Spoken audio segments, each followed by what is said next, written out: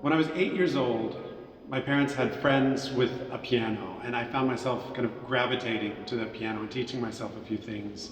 I was really interested. Luckily, my parents were supportive, started taking lessons, and by the time I was 11, I was really sure that that's what I wanted to do.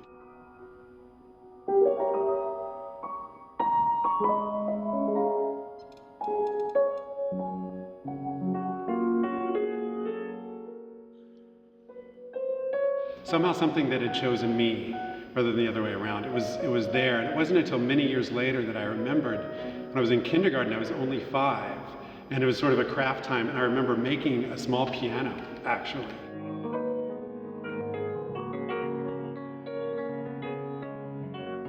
So when I was in college, a friend of mine gave me a copy of Memories, Dreams, Reflections, which had a really profound influence on me. The thought that there were unseen forces, and rather mysterious forces, that were integral to who I was, but weren't necessarily explained by my personal history or my family history. That was a very familiar concept to me, at least through the idea of music.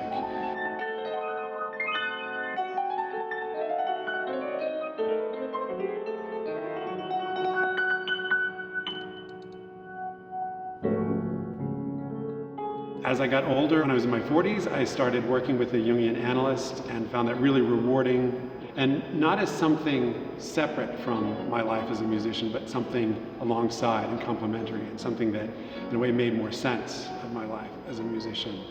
And then I became so interested that eventually I applied to be a training candidate here at ISAP in Zurich, and have had incredible experiences because the students come from such varying backgrounds, from humanities backgrounds, from medicine, from psychiatry, from psychology, from academic backgrounds, all sorts of things, but we're all sort of finding through these different lenses and through our own personal experiences a way of being more authentic to ourselves in the world. Because it's not about, in a way, psychology, we have all these ideas of what it's about, but it's really finding the most meaning in our lives and finding how to be our most authentic selves, which includes parts of us that are mysterious and we may not necessarily know where they come from.